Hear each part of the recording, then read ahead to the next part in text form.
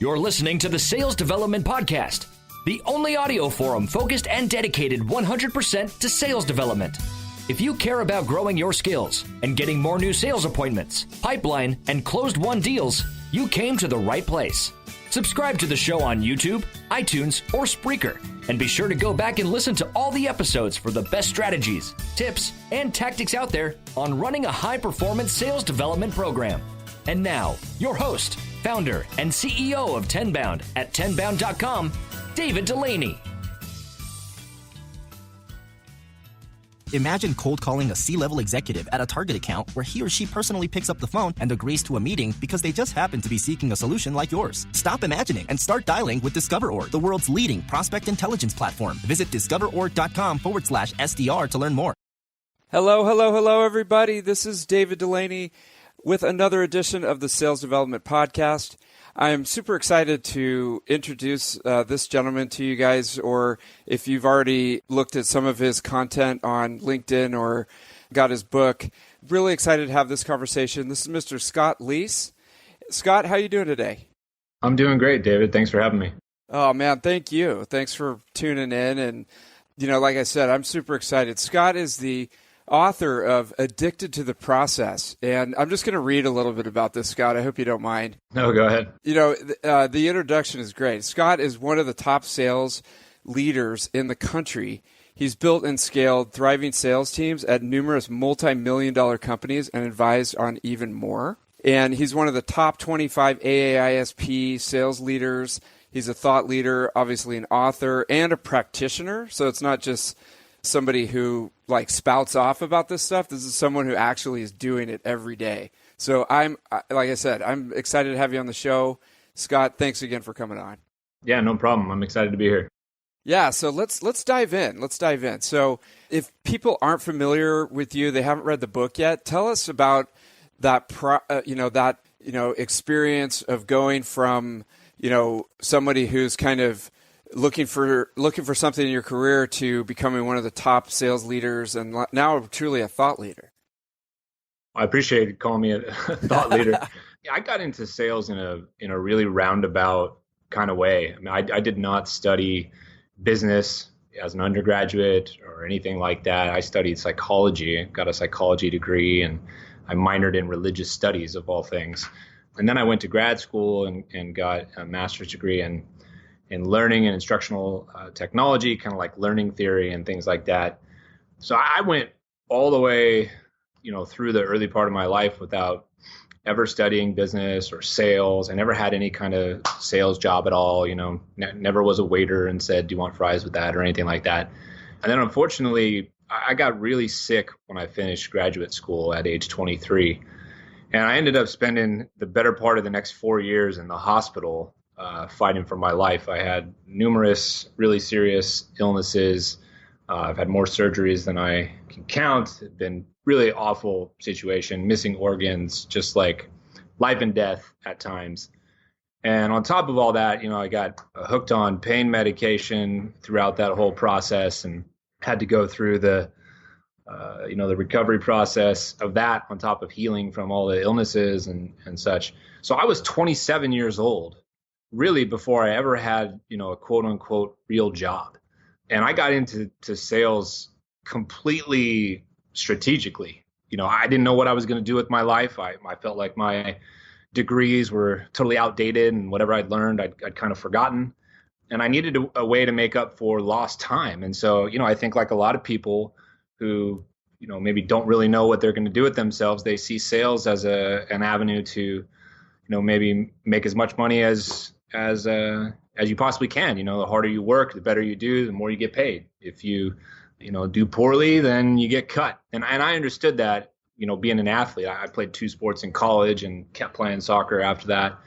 So that competitive aspect, I understood it and it appealed to me. And I got into startups because, I didn't fancy myself, a frontline worker for very long. I felt like I had a lot more to show, and I just hadn't had the chance. So, I think a lot of people get into sales in that way, potentially. Maybe not so much nowadays, but I'm 40 years old now, so you're talking about the late 90s when I was in school. There was no such thing as like sales certifications and classes and stuff like that. So kind of a, interesting way that I got into the business.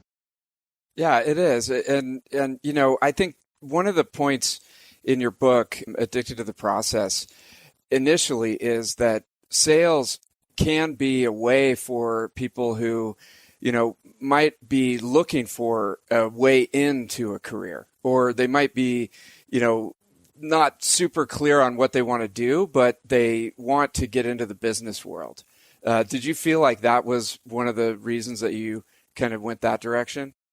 Yeah, absolutely. I mean, I didn't have the education to, be an engineer, software developer like my brother is. I didn't have an accounting background like my dad does. My dad's been a professor at a university in California for 40 years. So my way in my mind was, well, I feel like I'm a pretty convincing guy. Let me see how I can do, at sales. And, the first line of my book says, sales is a garbage can of jobs. And, that can be interpreted a lot of different ways. But I think sales is this career that a lot of people just kind of land into because they sometimes don't know what the hell else to do with themselves. Or, there's a lot of people that I've worked with over the years who, struggled when they were younger with, maybe their health or, poor decisions. I've, worked with people who done time in jail, who were addicts, who were alcoholics, who got all sorts of personal troubles and whatnot. And, you can really use sales to empower yourself and at the end of the day, just change your life in a really meaningful way. And yeah, it certainly worked out that way. For me, I never dreamed that I would, be this far down the path and far down the road in sales and sales leadership and whatnot. And I'm just couldn't be more grateful that it's turned out this way. It does offer, it's almost like a personal development career. Totally. Because every day, and I heard this from somebody, I can't remember, but it's like every day you look in the mirror and you're like, okay, one of the points in your book, that Japanese phrase of Kaizen, like how can I get a little bit better every day? It offers you that while you're getting paid, right? Yeah, for sure. And one of the things I've always taught my teammates and colleagues and sales reps is, my job is to make you a better person, not just a better salesperson. And I think, that gets lost oftentimes. I can't tell you how many times I've had interviews with people or conversations with sales reps who, maybe don't get that kind of education and that kind of leadership from their current roles and current bosses. But, I have no problem like working on people's, sort of personal deficiencies. The better you feel about yourself, the better you're going to sell. The more confident you are, the healthier choices you're making, the more prepared you are, you're going to do that much better, in my opinion, once you get on the phone or once you get into the field and selling. And, we've definitely chosen a field that is going to beat you up and beat you down, and you got to, keep coming back for more. I've done a lot of time in transactional sales environments where, you make 100, 150 calls a day and you're just kind of hoping for, that one call that is a yes, that one deal that you can close. And, I've used this analogy before, but can you imagine, being like an absolute rock star in your field and failing 99 times out of 100? Like, name another field that's the case, right? Imagine Steph Curry missing 99 3-point shots out of 100 and everybody's still saying he's the best shooter of all time. It's just crazy the amount of sort of negative reinforcement we deal with every single day that we have to shut out and have no loss of enthusiasm, passion, confidence, that kind of stuff. Yeah. So, that's a really good point, because one of the chapters in the book is building the mindset to succeed. So, what is that mindset? Is that something that you brought from your experience of going through those traumatic health issues and then coming back? Did you build that mindset? Like, what is that mindset to succeed? Well, I can only speak to what it means to me. And I look at it as that experience that I went through made me pretty close to fearless, because I really don't know what else I could face again in my life that will be harder than what I've already defeated. And sometimes we all lose track of that. I'm sure you've gone through things that would seem impossible to me to overcome. And everybody out there listening has probably done the same thing. And sometimes I think it's important for us to take stock, of who we are and where we are right now and kind of congratulate ourselves for getting to this place, And so once I started in sales, I kind of had this moment where I was just like, there's no reason you can't do this. You've already beaten the hardest thing that you're ever going to face, probably. Like, get over it, stay confident. It's not you that's, screwing up all these different things. Like, this is just how it works, play the numbers, find this process that works, stick to this process that works. I'm also an extremely competitive person. I have been my whole life. I played multiple sports in high school, got down to 2 sports in college. And like I said, I kept playing even beyond that until my health took it away. So I'm this type of person that wants to win, whether it's me versus you or me versus what I scored, yesterday. I want to keep doing better. And that kind of mindset, that growth mindset, that, always kind of hungry for more, I think that's incredibly important. I really immerse myself in the sales world and in the kind of management and leadership world when I was first getting started. Logged crazy hours, read tons and tons of books. Just really tried to relate like every situation I was in my life to the business world, and like, how can I sell, or how can I lead better, or, how can I scale this particular organization better? How can I grow and expand my own brand or my own business better? And these are the things that I think, have helped make me be extremely successful. And I think that there's, if I can figure it out, there's no reason anybody else can't do it. So I really try to help people get into that kind of mindset where, there's no reason they can't succeed. There's nothing holding them back but themselves. Yeah, and it reminds me of one of the stories in the book is you got the sales job. You got the first sales job, and you went in there and you just got punched in the face all day on the phone, which I'm sure that a lot of people can relate to that listen to this. And you came back and you're just like, this isn't working, and you're talking to your wife. You're like, this isn't working, and, I'm going to try something else. And she was like, what's plan B? And you're like, holy crap. I hadn't thought about that.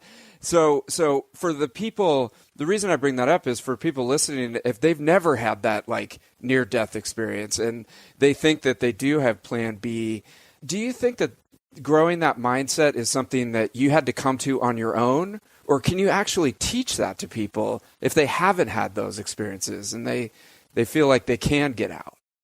Oh, I think it can be taught 100%. Okay. I've had this conversation with Lord knows how many people over the years, You just have to dive into it. You have to, ultimately it comes down to just making a decision. I have a good friend of mine named Mike Lindstrom who used this phrase that nothing in life means anything other than the meaning you give it.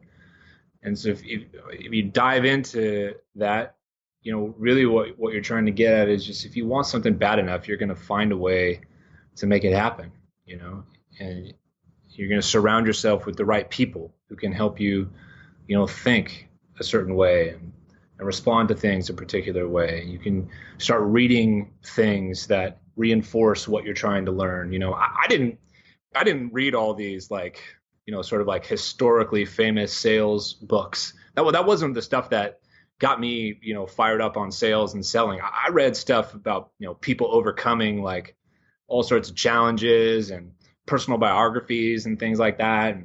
And I'm, a huge sports fan. So I just like read all these books about coaching and things like this, and read, some things about history where people like rose to power and all this kind of stuff. And I just started wrapping my head around like, okay, this is the mindset that I need. So it's not just going to show up one day. And I sure as hell don't want to, end up in a hospital again to get like a second dose of being a strong-minded person. And so, people don't have to go through all that stuff. You just have to make a decision that you're going to be mentally tough and that you deserve success just the same amount as anybody else. And you start learning how to make tiny little decisions every single day that steer you in the right direction and steer you away from, an area that you don't want to be mentally. Right. And stoking that mindset, taking ownership of your own education program. I love that. And you don't necessarily have to go to the old sales books that are, dusty theories from 20 years ago. You can use biographies and sports and, all these different aspects. I love that idea. And, one thing that I thought about too, Scott, is I think it's really easy to give up right now if things aren't working out. And I look at my own experience. I'm not immune to this. Like if you think the company sucks, the people suck, your boss sucks, I could get another job like right away. I think there's something to be said with sticking it out and sticking around and really, doubling down. What are your thoughts on that? Well, I think there's so many good opportunities out there now that I agree with you. I think it can be easy for people to bounce around, and if you don't like the way something's going, you get out. The first sales job I ever had was at this company called Reply, and I think I'd been selling for about 6 months or so, and I was shattering all the sales records, and they had a sales management position come up. And I wanted this position and felt I deserved it. I had everybody kind of on the sales floor saying I was a shoo-in and so forth. And they gave it to somebody else who had been at the company longer.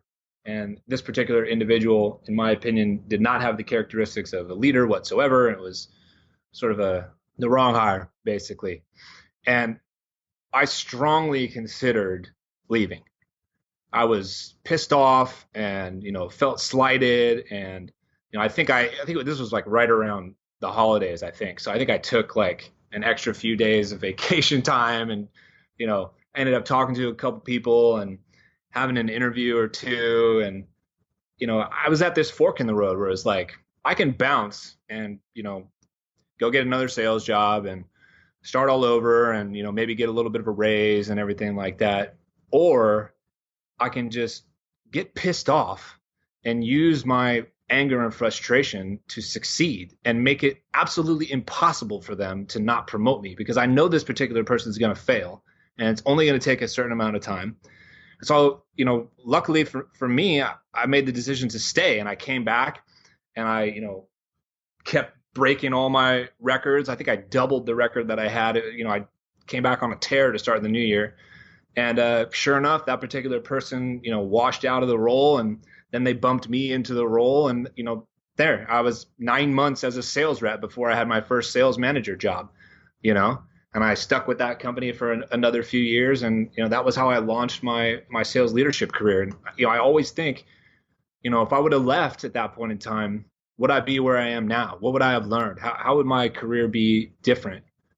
So I think I don't want people to think they need to stay in a terrible or, unhealthy kind of situation. But, just because something doesn't go your way the first time, that doesn't mean that that's not the place that you need to be. And it doesn't mean there's nothing left for you to learn from that opportunity. How many more meetings could you set if your team made 3 times more calls per day and connected directly to decision makers? How much bigger would your pipeline be if you booked 20% more meetings this month? Don't wonder. Check out DiscoverOrg at discoverorg.com/SDR for personalized demo. Yeah, exactly. And I think ego kind of can drive a lot of bad decisions, because you're just like, it almost drove mine. Yeah. No, I know. I've done it myself. I mean, and a lot of times if you keep kicking ass, exactly what you just said, if you keep kicking ass, you keep your head down, you keep having a great attitude, you keep having a great mindset, like you can outlast the people that are ruining it for you. They're gone. Now you're still there and you're still kicking ass, and new opportunities open up for you at the organization. So I agree. Like if it's a toxic environment and it's driving you nuts, then yeah. But I think there's a lot to be said with like, don't let your ego, slap you and just like walk out in a huff, and go find another job, because sometimes, you could have a great opportunity at that company. Yeah, so I agree for sure. Yeah. So I want to talk about this. So we have the mindset. A few of the other chapters are learning your product, learning how to sell, getting those skills. What is the process? Like, walk us through, becoming addicted to the process. Like, give us like a little teaser on I think everybody's process is going to be different for sure, depending on the industry you're in, the type of sale, the sales cycle, all that kind of thing. But for me, the process is sales is like curing an addiction. And it goes back to kind of what I've been through in my life. And when I first started selling, that was how I thought of it. I've got to get this person to admit to me that they have a problem. I've got to get them to understand that this problem is important to fix.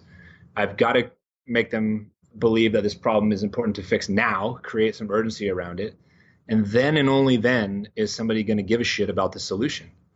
And so many, I can't even tell you how many sales orgs, try to pitch me or, people I go work for, and they start off every single call just by dropping all this information about, what their company is and who they are and what they do. And it's like, nobody cares about that yet. You can't just go walk up to an addict or an alcoholic and be like, hey, David, I got this killer rehab facility, we should go check it out. It's called Passages out in Malibu. Like, the addict's going to look at you like you're crazy. You've got to get them to a place where they're like, yeah, okay, I have a problem, but even that is not enough, because we probably all know, God knows how many functioning addicts out there.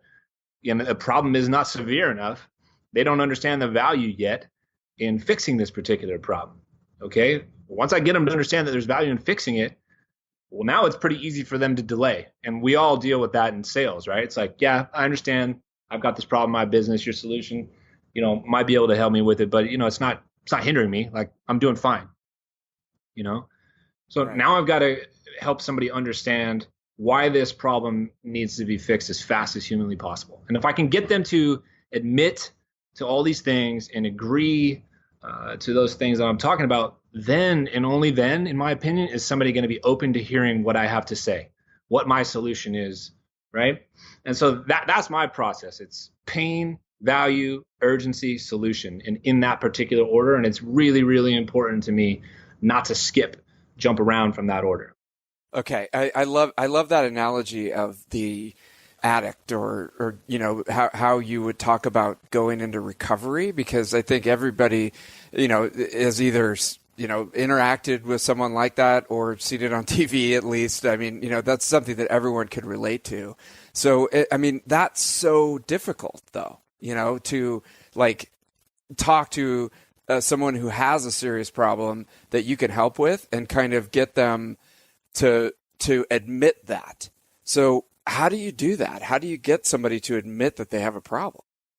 Well, it's just all about the right kind of questions that you ask. You certainly want to do more asking of questions than just talking and telling, right? So I might call, let's say I'm selling to a small business. And, I used to work at a company that sold to small businesses, and I might notice, for example, that this particular company has an issue with some of their social media pages, for example. So I might call them up and say, hey, I was checking you guys out online and I noticed this particular thing. Are you the one who handles that? And, if they are, then I can say, oh, tell me, what you guys do here, what your strategy is on this. I just get people talking, basically, and you'd be surprised how many people that if you can just get into a conversation with and ask questions and learn more about their business, just the discovery call type stuff, kind of freely admit some of these issues and challenges that they're having. The key is just to get them to admit it. It's just, it goes all bad if you just tell them. I can't call you up and be like, hey, David, I was checking out your podcast and you got some serious problems with it, right? That's not going to work. I'm just going to piss you off, right? But if I called you up and said, hey, David, I was checking out your podcast and I had a couple questions for you, and we just get into a dialogue, if I can build enough kind of genuine rapport there, you might say a thing or two that reveals to me something that, is a bit of a pain point for you or a frustration area in your business. And, I can run with that. So, how do I get people to, talk about it? You just ask the right kind of questions and hold back from just talking too much, and certainly hold back from just barfing all sorts of information up about, who you are and what your company does.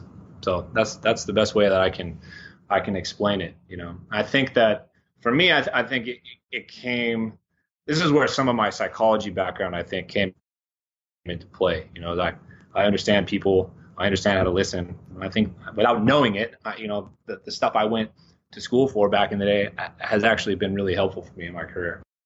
Yeah, definitely. I mean, because it sounds like, no one's going to admit a problem to you unless they feel like they can talk to you and right. trust you a little bit. And they don't necessarily react if you just keep pushing what you do and how great you are and your product, and you're always talking about yourself. Then they're just like, right.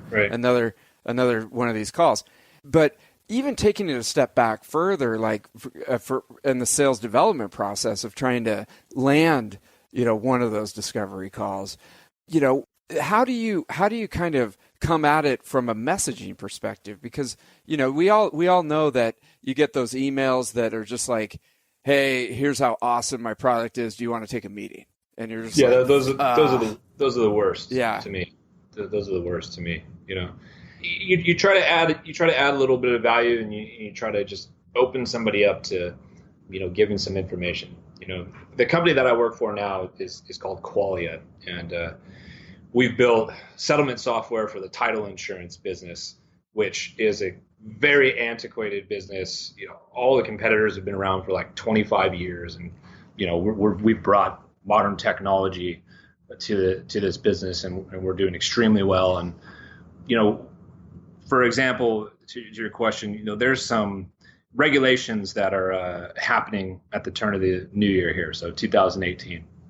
So one of the kind of cadences that we're using right now to open people up for the first time is just, hey David, given these new regulatory changes that are coming out in 2018, just curious, how you guys are preparing for that. How is it going to impact your business? This kind of thing. And we have people respond back to us and say, what regulatory changes? I'd love more information. Like, what are you talking about? Right? That gives us an opportunity. I might have a different piece of this particular cadence that, includes an article about these regulatory changes. So rather than just saying, hey, what are you doing? I might say, hey, David, hopefully you're prepared for these regulatory changes that are coming out. Take a look at this article here that talks about it. Let me know if you have any questions. And then they'll look at that article, they'll open it up, be like, oh shit, Then they'll go think about, well, how are we handling this? Or they might go ask their current vendor, like, are we prepared for this, right? And in our business that I'm in, I'm in a good place where I feel very strongly that we have the best-in-class product, best-in-class sales and service organization. And so, we're able to really turn these kind of things to our advantage. Not everybody probably has these similar kind of setup in their business and their industry. But like I said, for me, I'm in a good place. So those are, two kind of quick examples that I'm using right now. No, those are great because it sounds like, you're trying to build that credibility with your outbound messaging and build that trust so that they kind of see you as someone who they can come to and ask questions and things like that. And then you can get into a conversation versus just immediately deleting it because it's like, it's another sales message, right? Yeah. I mean, my messages don't even talk about Qualia, doesn't talk about our solution or what we do. It doesn't talk about any features. It's just like, hey, there's regulatory changes happening. Like, what are you doing to prepare for that? You should take a look at this article here. Let me know if I can be helpful. Right. Yeah. And, I think at least for us, that works really well. I certainly am the recipient of the opposite a lot. I can't tell you how many of these, cadences that I'm on every single day where people are trying to get me to purchase something that I just cringe sometimes when I read them. They're just going straight to the third step without building that trust. And it's like 3 pages long. It's like, oh my God, information overload, man. Totally.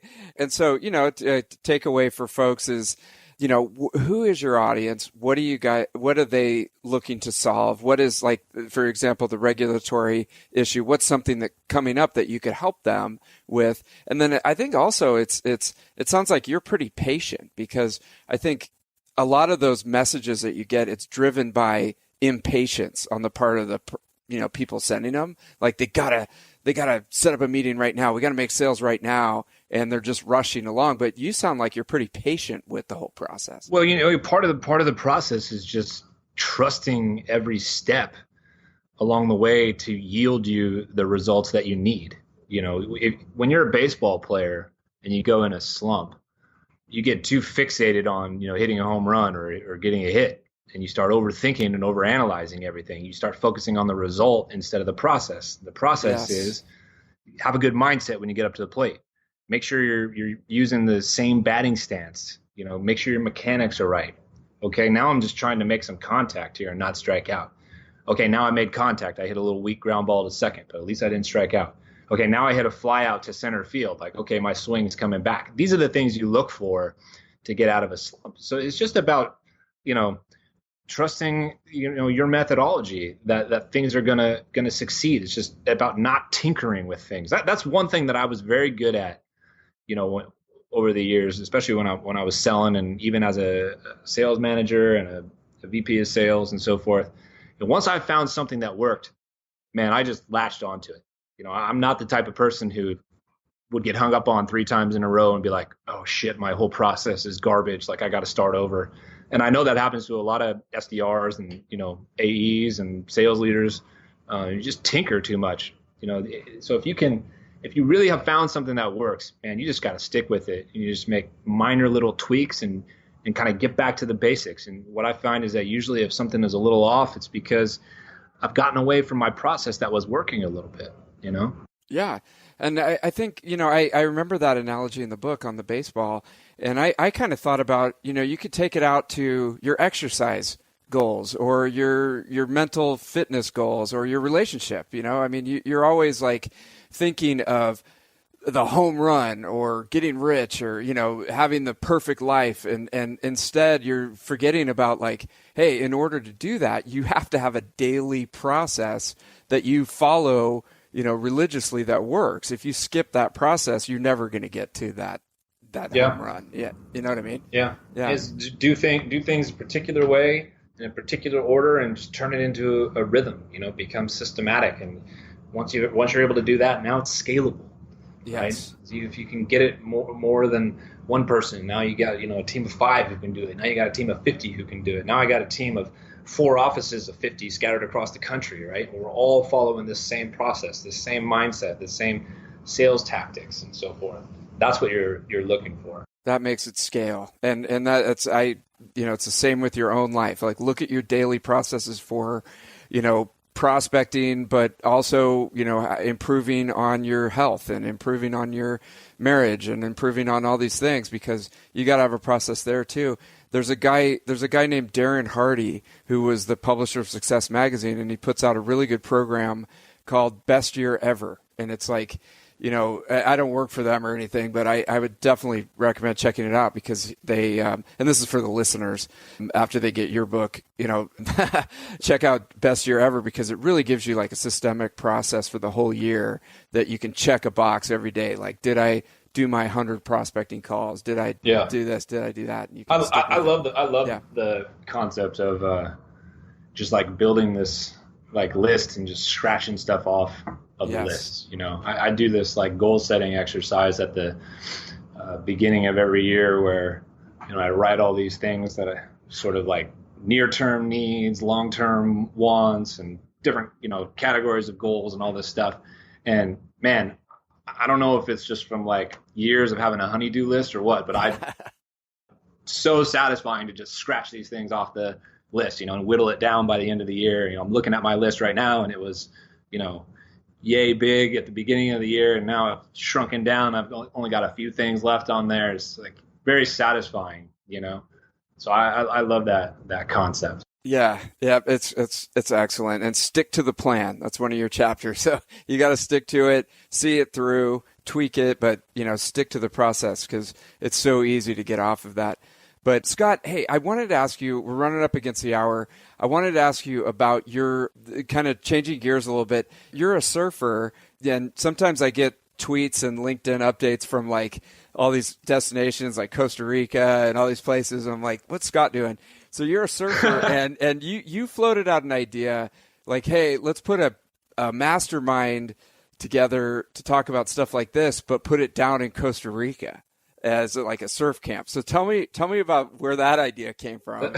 Well, here's what happened. I went to Costa Rica over the Thanksgiving week with my family, as well as a good friend of mine, Richard Harris, who's a big thought leader in inside sales as well, and his family. And we went down to Playa Grande, which is near Tamarindo, the northwest part of Costa Rica, and spent a little over a week down there surfing and just relaxing. And I was out in the water, near sunset, just kind of sitting there waiting for waves, and this idea came into my head, and it was just like, what if got a bunch of people who are interested in sales from anywhere from founders and thought leaders and consultants in the space to people who are brand new in the space and everyone in between, sales managers and so forth. What if we just all congregated in a kick-ass beautiful location like this and talk shop and I can give trainings and other people can give trainings, and we could have half day little seminars, and then everybody could spend the rest of the time surfing and exploring and eating good food and having good conversations over beers and that kind of stuff. And so this idea came to me, and so I thought about it for a few days after I got home, and I'm like, I wonder if this is actually a good idea, or if this is just seemed like a good idea at the time because I was super surf drunk and really stoked on life. So I put this post out there, and the response has been a little bit overwhelming, to be honest with you. Everybody's like, oh my God, I'm in, this would be awesome. So I'm trying to figure out exactly how I might do it. I'm kind of torn between making it a really, really small, intimate group, or just really opening it up and trying to make it kind of all inclusive. And I'm sorting out how much all these things would cost, and can I get sponsors to help me out with it. So it's very, very early stage of development, but the most important part to me is it seems like the idea has been validated, and there's a lot of people who think this would be really fun. So I think I'm going to try to keep working on it and try to put something cool like that, some sales and surf summit, something like that. That's amazing. That is awesome, dude. Well, I put on the sales development conference in September. It was an amazing experience, both high and low. So I've got a lot of good war stories. If you ever want to talk shop, we can. I might need some help. I might need some help from you. Yeah. So good, man. And it captivates the imagination. Maybe it's because I live in the Bay Area, but I always think about that surfing and yoga and meditation and that whole lifestyle just seems so healthy and awesome. But then it's I got to grind out a bunch of work, and it gets I'll do it next year. And so that this could be a perfect blending of the two. So yeah, when I first started selling, I used to get off. I worked a really early schedule, 6 a.m. to 3:30 or something like that. And I had two buddies. They're some of my best friends now. And we would leave Walnut Creek, where our office was, and we'd drive straight out to Pacifica and go jump in the water and learn how to surf. And no matter how crappy your day was, there was something about, jumping in this freezing cold water that would just wash away the pain and the frustration and just kind of shock you back into, being in the moment and, kind of wash all that frustration away. And all right, I'll be all right. I'll be good tomorrow, So yeah, it's an amazing experience. I mean, it really brings you back to, a natural state where I think, in modern times, everything is technology and the situation that we have created in the business world and things like that. But then you go surfing and it's you're back in touch with the earth and nature and things like that. Yeah. I think it would be really cool to have that experience with, some other people who also can share the business side of things, and I think it could be really valuable for all of us who went. So I'll keep everybody posted on that. All right, Scott. Well, this is great. We've talked about the Addicted to the Process book. It's available on Amazon. I would highly recommend, especially, folks who are thinking about a career in sales, or you're in an SDR role or manager right now. go grab it. Scott, you're on LinkedIn. Is that how you prefer if people want to connect with you? Or Yeah, that's the easiest way. I'm a really active LinkedIn user, and I reply to everybody. I'm starting to get really close to the limit on connections. So okay, but people can still send me emails and whatnot. So yeah, good. And by the way, you guys, there's the follow button. You don't actually have to connect with people. You can just follow them. I've been using LinkedIn for like 10 years, and I just found out about this. So it's like if you don't know somebody, but you're interested in what they're posting, someone like Scott, you can also follow them, and then they can see that and they can connect back to you. So, Scott, thank you so much. I'm a follower. I'm a fan. Appreciate you being on the show. And thanks for having me. Have a great rest of your day. Okay. All right, David. Thanks a lot. Bye-bye. Thank you for listening to the Sales Development Podcast, the only audio forum 100% focused and dedicated to sales development, with your host, David Dulany. Please be sure to subscribe to the show on YouTube and take a moment to leave us a review on iTunes. Your support makes our show possible. If you are struggling with your sales development program, contact us at tenbound.com for a no-obligation exploratory call. Again, that's tenbound.com.